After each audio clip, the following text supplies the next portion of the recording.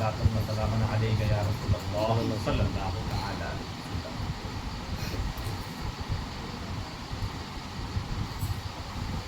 ہماری تحریک کا یہ مشن ہے کہ ہم اللہ و رسول کا پیغام دے کر گھر گھر پہنچ رہے ہیں، نوک کر رہے ہیں، اور بغیر کسی نذرانے کے، بغیر کسی شکرانے کے، بغیر ناشتہ پانی کھانے کے صرف 1 گھنٹہ ہمیں ایک جگہ دے دیا جاتا ہے اور چند لوگ بیٹھ جائیں، اللہ و رسول کی باتیں ہو جائیں۔ یہ ہماری تحریک کا مشن ہے، اس لیے کہ اللہ تبارک و تعالیٰ نے قرآن مقدس میں ارشاد فرمایا کنتم خیر امۃ اخرجت للناس تأمرون بالمعروف وتنہون عن المنکر۔ اس کا مفہوم یہ ہے کہ اللہ تبارک و تعالیٰ ہمیں اور آپ کو بہترین امت کہہ رہا ہے، فرماتا ہے کہ تم بہترین امت۔ اور کس کی وجہ سے؟ پہلی بات تو یہ کہ ہم آقا صلی اللہ علیہ وسلم کی امت میں ہیں، اس وجہ سے ہم بہترین امت ہیں، اس میں ہمارا عمل دخل نہیں۔ امت تو یقیناً بہترین ہے، لیکن ہمیں اپنے گریبان میں جھانک کر کے دیکھنا چاہیے کہ ہم بہترین ہیں، ہمارے اعمال اس لائق ہیں کہ ہم اپنے آپ کو بہترین کہیں کہ ہم حضور صلی اللہ علیہ وسلم کے امتی ہیں۔ دوسری وجہ یہ کہ اللہ تعالیٰ نے خود ارشاد فرمایا تأمرون بالمعروف، اس لیے کہ تم ہمیشہ اچھی باتوں کا حکم دیتے ہو، وتنہون عن المنکر، اور منکرات سے روکتے ہو، بری باتوں سے روکتے ہو۔ محض یہ کہ تم ایک بہترین امت ہو، اس لیے کہ تم اچھی باتوں کا حکم دیتے ہو اور بری باتوں سے روکتے ہو۔ لیکن ہمارا المیہ یہ ہے، ہمارے معاشرے کا حال یہ ہے کہ نہ تو ہم کسی کو اچھی باتوں کا حکم دیتے ہیں اور نہ ہی کسی کو بری باتوں سے روکتے ہیں۔ یہ گاؤں محلے کی بات تو چھوڑ دیجئے، ہمارے گھر میں اگر غلط کام ہو رہا ہو تو ہم اسے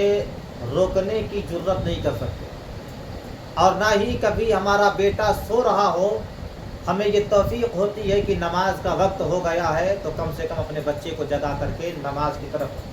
بھیجیں، اسے اچھی بات کا نماز پڑھنے کی تلقین کریں، نماز پڑھنے کی طرف بھیجیں۔ تو اللہ تبارک و تعالیٰ نے ہمیں جو بہترین امت کہا ہے وہ اس لیے کہ تم اچھی باتوں کا حکم دیتے ہو اور بری باتوں سے روکتے ہو۔ اسی آیت پر عمل کرتے ہوئے ہماری تحریک کے تمام افراد یہ کوشش کرتے ہیں کہ ہم گھر گھر جا کر کے اللہ و رسول کا پیغام ان تک پہنچائیں اور انہیں یہ بتائیں کہ آپ کے رب کا مطالبہ آپ سے کیا ہے اور آپ کے رسول صلی اللہ علیہ وسلم کے آپ سے کیا مطالبہ ہے۔ تو اللہ تبارک و تعالیٰ نے قرآن مقدس میں ہمیں پیدا کرنے کا جو مقصد بیان کیا، سب سے پہلے ہم وہ بیان کرتے ہیں۔ اللہ نے ارشاد فرمایا وَمَا خَلَقْتُ الْجِنَّ وَالْإِنسَ إِلَّا لِيَعْبُدُونَ، ہم نے جناتوں کو اور انسانوں کو اپنی عبادت کے لیے پیدا کیا۔ قرآن مقدس میں کم و بیش 700 سے زائد مقامات پر اشارتاً کنایتاً اللہ تبارک و تعالیٰ نے اپنے بندوں سے یعنی ہم سے اور آپ سے نماز پڑھنے کا مطالبہ فرمایا۔ ارشاد فرماتا ہے وَأَقِیمُوا الصَّلَاةَ وَيُقِیمُونَ الصَّلَاةَ وَيُقِیمُوا الصَّلَاةَ، طرح طرح کے الفاظ اللہ تبارک و تعالیٰ نے قرآن مقدس میں ارشاد فرمائے وَإِقَامَ الصَّلَاةِ وَإِیتَاءَ الزَّکَاةِ حَافِظُوا عَلَى الصَّلَوَاتِ وَالصَّلَاةِ الْوُسْطَىٰ، اور مقصد صرف ایک ہے میرے بندو، نماز، حکم ایک ہے میرے بندو، میری بارگاہ میں آؤ، میری بندگی کرو، میری پرستش کرو، میری عبادت کرو، مجھے اپنا معبود مانو اور میرے علاوہ کسی کے سامنے اپنے سر کو نہ جھکاؤ۔ تو بندے کے اوپر یہ لازم ہے کہ وہ اپنا رشتہ اللہ تبارک و تعالیٰ سے مضبوط کرے، کیونکہ اس کا رب یہی چاہتا ہے۔ اور وما تشاءون الا ان شاء اللہ، جو کچھ ہوتا ہے اللہ ہی کے چاہنے سے ہوتا ہے، ہمارے چاہنے سے کچھ نہیں ہوتا۔ ہم اور آپ یہاں پر بیٹھے ہوئے ہیں، اللہ کا شکر ہے، اللہ کی باتیں سن رہے ہیں، آپ بیٹھے ہوئے ہیں، بچے بیٹھے ہوئے ہیں، لیکن یہ بات تو حقیقی ہے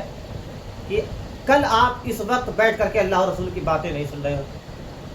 یا آنے والے کل میں آپ اس وقت بیٹھ کر کے اللہ اور رسول کی باتیں نہیں سنیں گے۔ تو کل جو وقت آپ نے گزارا ذرا غور کریں کہ کل اس وقت آپ کیا کر رہے ہیں. تو اگر ہم دیکھیں تو یا تو موبائل میں، یا پھر کہیں باہر ٹہل رہے تھے، یا پھر یوں ہی بیٹھے ہوئے کسی سے باتیں کر رہے تھے. کتنا اللہ کا احسان ہے کہ آج کے دن اس نے ہمیں چن لیا کہ تم آج بیٹھ کر کے میرے اور میرے رسول کا ذکر کرو. ہم یہاں پر بیٹھے ہیں اور ہمیں لگتا ہے کہ ہم کو کچھ نہیں مل رہا ہے، لیکن اللہ کے فضل و کرم سے اللہ تبارک و تعالیٰ ہم پر اپنے انوار و رحمت کی بارش کا نزول فرما رہا ہے. تو اللہ تبارک و تعالیٰ بڑا رحمان ہے، بڑا رحیم ہے، ستار ہے، گناہوں کو چھپانے والا ہے. ہماری بے شمار غلطیاں، بے شمار گناہیں، بے شمار عیوب اللہ تبارک و تعالیٰ سب پر پردہ فرمایا ہوا ہے کہ اگر کھل جائے تو ہم کسی کو منہ دکھانے کے قابل نہ. ہماری ایسی ایسی گناہیں، ایسے ایسے عیب کہ جو ہم